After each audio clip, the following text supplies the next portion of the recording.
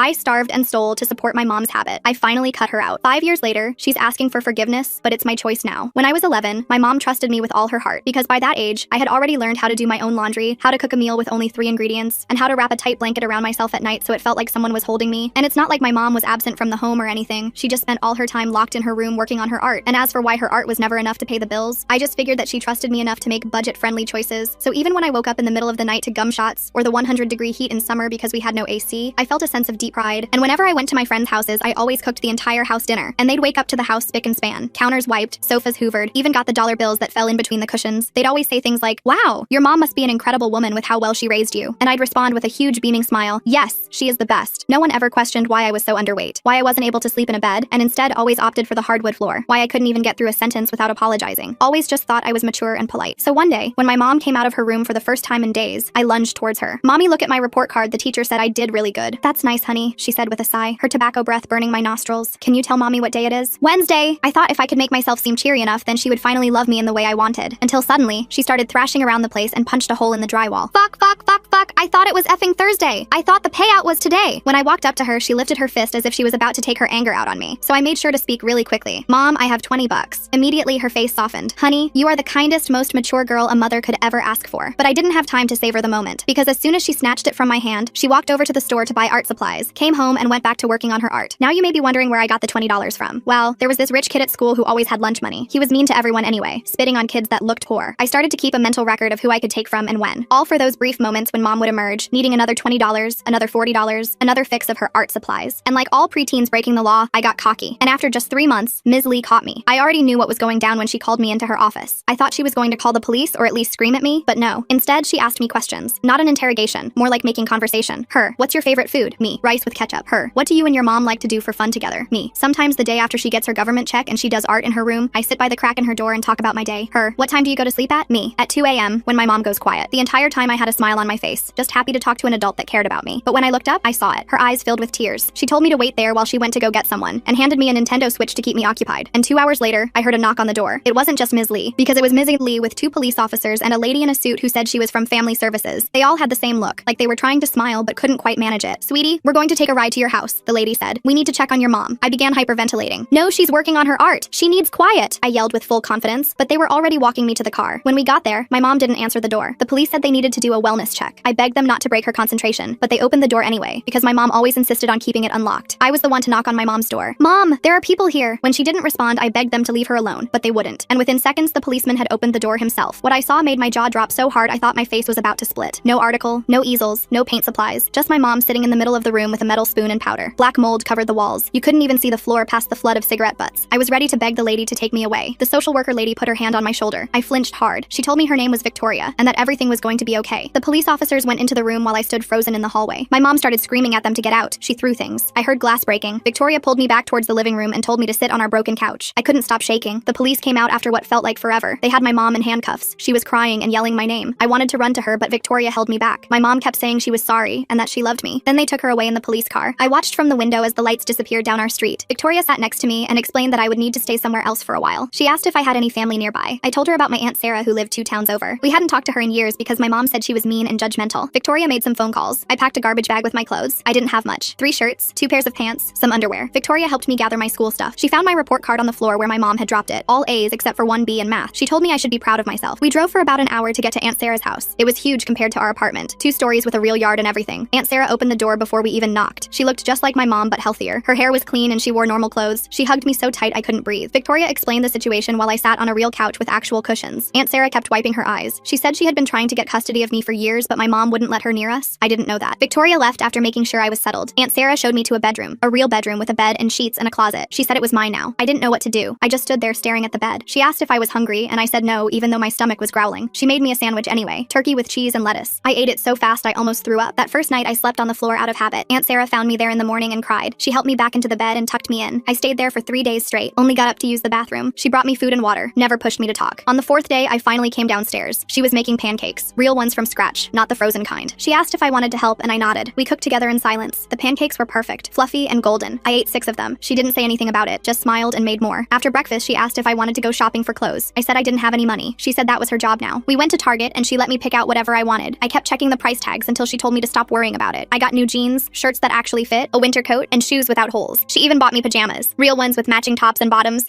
When we got home, she helped me put everything away in my closet. Then she sat on my bed and asked if I wanted to talk about my mom. I shook my head. She said that was okay, and we could talk whenever I was ready, or never if that's what I wanted. But she did tell me one thing. My mom was sick and needed help. It wasn't my fault, and I couldn't have fixed her. I had done everything a kid could do and more. Way more than I should have had to. I started crying then, like really crying. The kind where you can't breathe and snot runs down your face. Aunt Sarah held me while I sobbed. She didn't try to make me stop or tell me it would be okay. She just let me cry until I couldn't anymore. School started 2 weeks later. Aunt Sarah drove me there herself in her old Honda Civic that smelled like vanilla air freshener and coffee. She walked me to the office and made sure everything was set up. New emergency contacts, new address, new everything. The secretary kept giving me these sympathetic looks that made my skin crawl. Aunt Sarah hugged me goodbye and told me to have a good day. Her perfume was different from my mom's, cleaner, softer. I was terrified. What if everyone knew about my mom? What if they all stared at me, but nobody said anything? I went to my classes like normal, ate lunch alone like always, picking at the cafeteria meatloaf that looked nothing like food, did my homework in the library after school while waiting for Aunt Sarah to pick me up. The librarian, Mrs. Chen, started leaving little bowls of pretzels on my usual table. Things were good for about a month. I was eating 3 meals a day, sleeping in a real bed with sheets that matched and pillows that weren't flat as pancakes, taking hot showers whenever I wanted without worrying about the water bill. Aunt Sarah even signed me up for soccer because I mentioned once that I thought it looked fun. She bought all the gear, cleats that actually fit, shin guards, a water bottle with my name on it. She came to every practice, sitting on the metal bleachers with the other parents. I was terrible at first, but my coach said I was getting better. My teammates were nice to me. One girl named Isabella invited me to her birthday party. I'd never been to a real birthday party before. Then my mom called. Aunt Sarah had given me a phone for emergencies. A flip phone, nothing fancy, with a little charm hanging off it that she said was for good luck. I was doing homework when it rang. Unknown number. I answered without thinking. Her voice was different, clearer somehow. She said she was in a treatment place and doing better. She missed me so much. She was sorry for everything. Could I come visit just once? She needed to see me, to explain things, to make it right. I told her I'd think about it and hung up. My hands were shaking so bad I dropped the phone. It clattered on the hardwood floor, the sound echoing in my quiet room. I didn't tell Aunt Sarah about the call. I knew I should have, but I didn't want her to take my phone away. My mom called again the next day, and the next. Always when Aunt Sarah was at work. Always saying the same things. She loved me. She was getting better. She just needed to see me one time. Her voice had that quality it got sometimes, desperate but trying to sound casual. On the 5th day, she told me she was getting out soon. Maybe we could be a family again. A real family this time. She'd get a job, a nice apartment. We'd have food in the fridge and heat in the winter. Everything I ever wanted. She even mentioned getting a cat, remembering how I'd always wanted one. I started planning. Saved my lunch money instead of eating. Told Aunt Sarah I wasn't hungry at dinner, that my stomach hurt from running too much at soccer. Put half my food in napkins and threw it away later. I needed to be ready when my mom got out. Needed to have money for her. Old habits die hard, I guess. Aunt Sarah noticed I was losing weight. She made doctor appointments. The doctor said I was malnourished and needed to eat more. Aunt Sarah watched me at every meal after that. Made sure I finished everything. I got creative. Spit food into my milk when she looked away. Stuffed it in my pockets. Fed it to her dog Bruce when she went to the bathroom. Bruce was a golden retriever who would eat anything, wagging his tail like we were playing a game. My mom's calls got more frequent. 3 times a day. 4. Sometimes during class, making my phone vibrate against my leg. She said the treatment place was horrible. They were mean to her. Didn't understand her art. She needed out. Needed my help. Did I still love her? Was I her good girl? The one who always helped mommy? I said yes to everything. Couldn't help it. Her voice did something to my brain. Made me forget all the bad stuff. Made me remember the few times she hugged me. The time she said she was proud of me for making dinner. The time she let me sleep in her bed during a thunderstorm. Her arms around me, making me feel safe for once. She told me her release date, 2 weeks away. October 15th, a Tuesday. Said she'd come get me and we'd run away together. Start fresh somewhere new. Maybe California where it was always warm and I could see the ocean. I could go to school there. She'd get clean for real this time. Not like before. This time would be different. I believed her. Or maybe I just wanted to believe her. Hard to tell the difference when you're 12 and desperate for your mom to love you. I started packing secretly. Put clothes in my backpack a little at a time. My favorite jeans, the sweater Aunt Sarah bought me that was the softest thing I'd ever owned. Took food from the pantry when Aunt Sarah wasn't looking. Crackers, granola bars, anything that wouldn't go bad. Filled water bottles and hid them under my bed. I felt guilty but also excited. My mom wanted me. She was choosing me. After everything, she still wanted to be my mom. That had to mean something, right? The night before her release, I couldn't sleep. Kept checking my phone every few minutes, the blue glow lighting up my face in the dark. She said she'd call when she got out, tell me where to meet her. I'd sneak out while Aunt Sarah was at work, take the bus to wherever she was. We'd be together again. A real family. I had it all planned out. Even wrote Aunt Sarah a note thanking her for everything. Told her not to worry about me, that I'd be okay. I must have rewritten it 10 times trying to find the right words. Morning came and no call. I went to school like normal, my backpack heavy with supplies. Checked my phone between every class. Nothing. Lunchtime, still nothing. Isabella asked if I wanted to sit with her and her friends. I said no, too distracted to be social. By the time Aunt Sarah picked me up, I was panicking. What if something happened? What if they didn't let her out? What if she forgot about me? I barely touched my dinner. Chicken and rice that usually was my favorite. Aunt Sarah asked if I was feeling sick. I said yes and went to bed early. Lay there staring at my phone, willing it to ring. It finally rang at midnight. I answered before the first ring finished, my heart pounding. But it wasn't my mom. It was a man. His voice was rough, like he'd been smoking for years. He said he was a friend of hers. She was staying with him for a few days, getting back on her feet. She needed money for a bus ticket to come get me. Just $100. Could I get it somehow? I said I didn't have any money. He got angry. Said I was a selfish kid. Didn't I want to see my mother? Didn't I love her? She talked about me all the time. Her perfect daughter who always helped her. Now I wouldn't even help when she needed me most. I started crying. Said I'd figure something out. He told me to meet him tomorrow at the gas station near my school, the Shell station on Maple Street. Bring whatever money I could get. Cash only. Don't tell anyone or my mom would get in trouble. Might even go to jail. Did I want that? Did I want my mom in jail? I said no and hung up. Spent the rest of the night trying to figure out where to get money. Aunt Sarah's purse was downstairs. She usually had cash, but stealing from her felt different than stealing from kids at school. She'd been been so nice to me, given me everything, but my mom needed me, and I needed my mom. Next morning, I took $40 from Aunt Sarah's wallet while she was in the shower. The bills were crisp and new, like she'd just been to the ATM, felt sick the whole time, almost put it back twice. But I kept thinking about my mom, about being a family again, about her choosing me. I went to school with the money burning a hole in my pocket, couldn't focus on anything, kept watching the clock. At lunch, I walked to the gas station. The man was there like he said, tall and skinny with tattoos on his neck, some kind of snake or dragon. He grabbed the money and counted it, said it wasn't enough. My mom needed at least 200. I told him that was all I had. He said I better find more by tomorrow or my mom would be real disappointed. Then he left, getting into a hit-up truck that belched black smoke. I went back to school feeling worse than ever. $40 gone and my mom still wasn't coming. That night, I couldn't eat at all. Aunt Sarah felt my forehead and said I seemed warm. Maybe I should stay home tomorrow. I said no too quickly. She looked at me funny but didn't push it. After she went to bed, I snuck downstairs again. The stairs creaked under my feet and I froze each time, listening for movement. Found her emergency cash in the kitchen drawer. $200 in 20s. I took it all. Figured I'd need it for the man plus extra for my mom when she came. Went back to bed but couldn't sleep. Kept thinking about Aunt Sarah finding the money gone. What she'd think. What she'd do. Next day, I met the man again. Gave him the 200. He smiled and said my mom would be so happy. She'd call me tonight for sure. Set up when and where to meet. I believed him because I had to. Went through the rest of school in a daze. Isabella asked if I wanted to come over after soccer practice. Her mom was making tacos. I said maybe another time. She looked hurt, but I couldn't think about that. Had to focus on my mom, on our plan, on being a family again. That night, Aunt Sarah made my favorite dinner. Spaghetti with meatballs. Real ones, not from a can. She'd been cooking all afternoon, the house smelling like garlic and tomatoes. I forced myself to eat so she wouldn't worry. She talked about weekend plans. Maybe we could go to the movies, or the beach if it was warm enough. She'd pack a picnic, bring Bruce. I nodded and smiled and felt like the worst person in the world. She was planning our weekend and I was planning to disappear. After dinner, she hugged me and said she loved me. I almost told her everything right then. Almost. But I didn't. Just hugged her back and went to my room. My phone rang at 10. Unknown number again. But it wasn't my mom. It was the man. He said there was a problem. My mom got arrested. Something about old warrants. She needed bail money. $500. Could I get it? I said no. That was too much. He said I didn't understand. If she didn't get bail, she'd be in jail for months. Maybe years. Was that what I wanted? My mom rotting in jail because her daughter wouldn't help her? I was crying again. Told him I'd try. He said I had until tomorrow night. After that, my mom was on her own. I knew Aunt Sarah didn't have $500 just lying around, but I also knew she had a jewelry box in her room. Some of it looked expensive. Maybe I could take a piece and pawn it. She had so much she probably wouldn't notice one thing missing. At least not right away. And by then, I'd be with my mom. We'd figure out how to pay her back. My mom would get a job like she promised. We'd save up and buy Aunt Sarah new jewelry, better stuff even. I waited until I heard Aunt Sarah snoring, snuck into her room quiet as I could. The jewelry box was on her dresser, made of dark wood with little flowers carved on top. I opened it slowly. Lots of necklaces and rings and bracelets. I grabbed a gold necklace that looked heavy, figured gold was worth a lot. Was about to leave when I saw a picture tucked into the mirror. Me and Aunt Sarah at my first soccer game, both of us smiling huge. I looked happy, really happy. Happier than I'd ever been with my mom. I stood there staring at it, holding the necklace, thinking about everything. Then Aunt Sarah woke up, saw me standing there with her necklace. I expected her to yell, to call me a thief, to kick me out, but she just looked sad, asked me to sit down. I sat on her bed still holding the necklace. She asked if I needed money for something. I started sobbing, told her everything, about my mom calling, about the man, about the money I already took, about the bail. Everything just poured out. She listened without interrupting. When I finished, she asked for my phone. I gave it to her. She looked through the calls, then she hugged me, told me none of this was my fault. My mom was sick and was using me. The man was probably her dealer. There was no bail, no arrest, just more lies to get money for substances. I wanted to argue, to say she was wrong, that my mom loved me and needed me. But deep down, I knew Aunt Sarah was right. My mom had been out for days and hadn't come to see me, just sent some man to get money. Same pattern as always, same lies, same manipulation, same me falling for it because I wanted so badly for her to love me, to choose me, to be a real mom. But she wasn't capable of that. Maybe she never was. Aunt Sarah called the police about the man, gave them his description and the gas station location. Then she called to change my phone number, said we'd deal with the stolen money tomorrow. Tonight, I just needed sleep. She tucked me into bed like I was a little kid, sat with me until I stopped crying, told me she loved me, that I was safe, that I didn't have to take care of anyone but myself. That was her job now, taking care of me, and she wasn't going anywhere. Next few weeks were hard. I kept waiting for my mom to show up, to bang on the door demanding to see me, but she never came. The man got arrested for dealing. Police said he gave them information about my mom. She was back using, living in some house with other addicts. Probably didn't even remember calling me. Or maybe she did and just didn't care enough to try again once the money stopped coming. Either way hurt the same. Aunt Sarah got me into therapy. Some lady named Dr. Martinez who specialized in kids like me, kids who had to grow up too fast, who took care of parents instead of the other way around. Her office had soft chairs and tissues on every table. She taught me about boundaries, about how it wasn't my job to save my mom, how I couldn't love her into being healthy, how her addiction wasn't my fault or my responsibility. Easy to understand in my head, harder to believe in my heart. I started doing better in school. Turns out when you're not worried about your mom all the time, you can actually focus on learning. My grades went from good to great. Teachers started noticing me for good reasons, not because I was stealing or falling asleep in class. Isabella invited me to her house again. This time I said yes. We played video games and ate pizza and talked about boys we thought were cute, normal kid stuff. Felt weird, but good. Soccer season ended and Aunt Sarah signed me up for basketball. I was terrible at that too, but my teammates didn't care. They just wanted me to have fun. So I did. Ran around and missed shots and laughed when I fell. Aunt Sarah came to every game, cheered even when we lost, took the whole team for ice cream after. Some of the other parents started talking to her, asking if I could come to sleepovers and birthday parties. She always said yes. My therapist said I was making progress, learning to be a kid instead of a caretaker. But I still had bad days. Days when I missed my mom so much it physically hurt. When I remembered the good moments and forgot all the bad. When I wondered if I gave up too easy. If I should have tried harder, done more, been better. Dr. Martinez said those feelings were normal, that they'd probably never go away completely, but they'd get easier to handle. And they did, slowly. One day Aunt Sarah asked if I wanted to visit my mom. She was in a rehab facility, a real one this time. Had had been clean for 60 days. Her counselor thought seeing me might help her recovery, but only if I wanted to. No pressure either way. I thought about it for a week, changed my mind a dozen times, finally decided yes. I needed to see her, to know if she was really trying this time, or if it was just another lie. The facility was nice, clean and bright with lots of windows. Nothing like I expected. My mom was waiting in the visiting room. She looked different, healthy. Her skin was clear and her hair was washed. She'd gained weight, good weight. When she saw me, she started crying. I did too. We hugged for a long time. She smelled like soap instead of cigarettes, felt solid instead of fragile. When we sat down, she took my hands, apologized for everything, said she understood if I hated her, that she'd been a terrible mother, put me through things no kid should go through, that she was sorry, so sorry. I told her I didn't hate her, that I loved her, always had, even when things were bad, especially when things were bad. She cried harder, said she didn't deserve my love but was grateful for it, that she was working hard to get better, going to meetings, taking medication, learning to deal with her problems without substances, that she wanted to be the mom I deserved, even if it took years, even if I never trusted her again. She wanted to try. We talked for an hour about school and soccer and Aunt Sarah. She said she was glad I was with Sarah, that her sister was a good person, better than she'd ever been, that I was safe and loved, and that's all she wanted for me. When visiting time ended, we hugged again. She said she loved me, that she'd always love me, that she'd call when the facility allowed it, write letters, whatever I was comfortable with, but no pressure. My healing came first. She'd wait as long as it took. Aunt Sarah drove me home in silence, let me process everything. When we got back, she made hot chocolate and we sat on the couch. I told her about the visit, how my mom seemed different, how she apologized, how she said she wanted to get better. Aunt Sarah listened and nodded, said she hoped it was true, that my mom would stay clean, but that we'd take it one day at a time. No expectations, no pressure, just see what happens. My mom did call, once a week like she promised. We talked about safe things, school and friends and books I was reading. She told me about her recovery, the steps she was working, the job training program she'd joined, the apartment she hoped to get when she left the facility. Small things, normal things that gave me hope, but I was careful with that hope. Kept it small and protected. Didn't let it grow too big too fast. Months went by like that. Phone calls every Sunday at 3 p.m. My mom stayed clean. Got out of the facility and into a halfway house. Started working at a grocery store stocking shelves. Sent me pictures of her little room. Just a bed and dresser, but she was proud of it. Said it was the first place she'd paid for with her own money in years. I put the pictures on my bulletin board next to my soccer team photo. Then one day she asked if we could meet for lunch, just the two of us, somewhere public. Aunt Sarah could drop me off and pick me up. No pressure. I thought about it for 3 days. Asked Dr. Martinez what she thought. She said it was my choice, but to trust my gut. My gut was scared, but also curious. So I said yes. We met at a Denny's near her halfway house. She was already there when I arrived, drinking coffee and looking nervous. She stood up when she saw me. We hugged awkwardly, sat down and stared at our menus. The waitress came by twice before we were ready to order. Finally, I got pancakes. She got a salad. We made small talk about the weather, about my basketball season starting, about her job. Then she pulled out an envelope. Inside was $240, the money I'd stolen for her dealer. She said she'd been saving to pay it back. Wanted to give it to Aunt Sarah, but thought I should do it. Part of making amends. I stared at the money, remembered stealing it, how scared I was, how desperate. She said she was sorry for putting me in that position, for making me think I had to take care of her, for being the kind of mom whose kid had to steal to survive. I told her Aunt Sarah didn't care about the money, that she'd forgiven me right away. My mom nodded, said Sarah was good like that, always had been, even when they were kids. Then she told me stories about growing up with Aunt Sarah, how Sarah always looked out for her, tried to help when things got bad, but my mom was too proud, too stubborn, pushed her away, chose substances over family, regretted it every day since. Lunch ended and my mom walked me outside to wait for Aunt Sarah. She asked if we could do this again, maybe once a month. I said I'd think about it. She said that was fair, more than fair. When Aunt Sarah pulled up, my mom waved but didn't approach the car. I got in and we drove away. I watched my mom get smaller in the side mirror. She stood there until we turned the corner. That night, I gave Aunt Sarah the money. She tried to refuse, but I insisted, said it was important. She put it in her wallet and that was that. No big deal, no drama, just done. We made tacos for dinner and watched a movie. Bruce curled up between us on the couch. Normal Tuesday night stuff, felt good. I met my mom for lunch once a month after that. Always at the same Denny's. Always pancakes for me and salad for her. She stayed clean. Got promoted to shift supervisor. Moved into a real apartment with a roommate named Brittany, who was also in recovery. Showed me pictures of their place. Clean and simple. Nothing fancy but better than anywhere we'd lived together. For my 13th birthday, she asked if she could take me shopping. Real shopping. Not stealing or scraping together dollars. She had a budget saved up and everything. Aunt Sarah said okay, but looked worried. I was worried too. But my mom showed up on time. Took me to the mall. Let me pick out clothes and books and a new backpack for school. Didn't complain about prices or make me feel guilty. Even bought us pretzels at the food court. When she dropped me off, she gave me one more present. A letter. Said to read it when I was ready. Maybe with Aunt Sarah, maybe with Dr. Martinez, maybe alone. Whatever felt right. I waited until bedtime. Sat on my bed and opened it carefully. Her handwriting was neat. Neater than I remembered. The letter was long. 5 pages front and back. She wrote about her childhood. How her dad left when she was 7. How her mom worked 3 jobs and was never home. How she started drinking at 12 to feel less lonely. Moved to harder stuff by 15. Met my dad at 17. He was older and had money. Seemed like a way out. But he was just another addict. They enabled each other. Made each other worse. She wrote about finding out she was pregnant with me. How she tried to get clean but couldn't. How she convinced herself she'd quit after I was born. But addiction doesn't work that way. She loved me from the second she saw me. But love wasn't enough. The substances always won. Always came first. Even when she hated herself for it. Even when she saw what it was doing to me. She wrote about watching me take care of myself. How proud and horrified she was. Proud that I was so capable. Horrified that I had to be. How she'd lie in her room high and hear me cooking dinner, doing homework, taking care of everything. How she'd want to help but couldn't move. Couldn't think past the next fix. How she'd promise herself tomorrow would be different. But tomorrow never came. She wrote about the day they took me away. How it was the worst and best day of her life. Worst because she lost me. Best because I was finally safe. How she spent the first month in treatment planning to get me back. Making all the same promises. All the same lies. How her counselor made her face the truth. That she wasn't capable of being my mom. Not then. Maybe not ever. That loving me meant letting me go. She wrote about watching me thrive with Aunt Sarah. Getting updates from the facility. Hearing about soccer and friends and good grades. How it hurt and healed at the same time, knowing I was happy, knowing it was without her, how she had to learn to be okay with that, to want my happiness more than my presence, to love me more than she needed me. The last page was about now, how she woke up every day and chose to stay clean, not for me, for herself, because she finally believed she deserved better, how she went to meetings and worked the steps and helped other addicts, how she was learning to be a person, not just an addict, not just a bad mother, a whole person with good and bad and everything in between. She ended by saying she loved me, would always love me, that I saved her life by leaving, by thriving without her, by showing her what she was missing, what she was destroying, that she didn't expect forgiveness, didn't expect a relationship, just wanted me to know the truth, the whole truth, that I was the best thing she ever did, even if she did it badly, even if it hurt us both. I was her greatest accomplishment and her biggest regret, both things true at the same time. I cried reading it, cried harder showing it to Aunt Sarah, cried in Dr. Martinez's office discussing it, cried because it answered questions I didn't know I had, explained things I'd been too young to understand, made my mom human instead of a monster, made her sick instead of evil, made it easier to forgive her, made it easier to forgive myself for not being enough to save her. After that, our lunches got easier. We talked about real things, her recovery, my life, the future. She never asked for more than I could give, never pushed for overnight visits or holidays or anything bigger than monthly lunches. Said she was grateful for whatever I was comfortable with, and she meant it. I could tell. She was different. Still my mom, but also a stranger. Someone I was getting to know for the first time. Sophomore year, I made varsity basketball. My mom came to a game, sat in the back with the other parents, didn't try to talk to Aunt Sarah or make a scene, just watched and cheered when I made a shot, left before I could find her after, sent a text saying she was proud. That was it. Perfect in its simplicity. No drama, no expectations, just support. She came to more games after that, always in the back, always leaving quietly. Sometimes I'd wave and she'd wave back. Sometimes I'd be too focused on the game to notice her. Either way was fine. She was there because she wanted to be, not because she had to be, not because I needed her to be, just because. Junior year, she got her own place. No roommate, just her and a cat named Harley. She'd been promoted to assistant manager, had health insurance and a savings account. Normal adult things that felt like miracles. She invited me over for dinner, said Aunt Sarah could come too, make sure everything was safe. I said I'd think about it. Took me a month to decide. Dr. Martinez said there was no rush, no right answer, just what felt comfortable. So I went. Aunt Sarah dropped me off but didn't come in. Said this was my thing, my choice. She'd be right outside if I needed her. My mom made spaghetti, not from a jar. Real sauce with tomatoes and basil and garlic. We ate and talked about school, about her cat, about anything except the past. It was nice, weird, but nice. I started going over once a month, sometimes twice. Always told Aunt Sarah where I was. Always had my phone. Always had an exit plan, but I never needed it. My mom kept things light, kept things safe, showed me she could be trusted, at least with this, at least for now. And that was enough, more than enough. It was everything. Senior year, she came to my graduation, sat with the other parents this time, not in the back, not hiding, right there with everyone else. Took pictures when I walked across the stage, hugged me after, quick and careful, said she was proud, said she loved me, said she'd see me at lunch next week, then left. No trying to join the family celebration, no making it about her, just there and gone. Perfect. I'm in college now. State school about 2 hours from home being Aunt Sarah's house. Always will be. My mom and I text sometimes, still have lunch when I'm in town. She's been clean 6 years, has her own life, friends from recovery, a boyfriend named Kyle who's also sober, a promotion to store manager, normal problems like car repairs and tax returns, nothing like before. She asked once if I'd ever call her mom again. I'd been calling her by her first name since I moved in with Aunt Sarah. Couldn't help it. Mom felt too loaded, too heavy, too much history. I told her maybe someday, when it felt right, if it ever felt right. She said she understood, said her name was fine, said having me in her life at all was more than she deserved, and she meant it. Aunt Sarah is still Aunt Sarah, still comes to my games, still makes sure I'm eating enough, still hugs me too tight when I come home for breaks, still my real parent in all the ways that matter. She never adopted me officially, said she didn't need papers to love me, to be my family. She was right. Blood makes you related, choice makes you family. She chose me every day, still does. I'm studying social work, want to help kids like me, kids who raise themselves, who take care of parents who can't take care of them, who steal and lie and starve to survive, who think love means sacrifice, who think they're not worth saving. Dr. Martinez says I'll be good at it, that my experience will help others, that pain can become purpose. Maybe she's right. My mom sends cards on holidays, calls on my birthday, comes to important things when invited, stays away when not. We have boundaries now, clear ones, healthy ones. She respects them. I respect her recovery. We're not mother and daughter exactly, not friends either. Something in between, something unique, something that works for us. Sometimes I think about that 11-year-old girl, cooking rice with ketchup, sleeping on floors, stealing to survive, thinking it was normal, thinking she was loved, just not the way she needed, not the way she deserved, but she survived. She got out. She got Aunt Sarah and Dr. Martinez and teammates and friends. She got a life, a real life, a good life, and sometimes, when her mom calls just to say hi, just to hear her voice, just to exist in the same space for a few minutes, she remembers that love is complicated, that people can be sick and still love you, that you can love them back without sacrificing yourself, that forgiveness doesn't mean forgetting, that moving forward doesn't mean moving back, that family is what you make it, who you choose, how you show up. So yeah, that's my story. Kid who raised herself, mom who chose substances, aunt who chose me. Not exactly happy, not exactly sad, just true, just life, just what happened and what's happening and what might happen next. One day at a time, one choice at a time, one lunch at a time, and that's enough, more than enough. It's everything.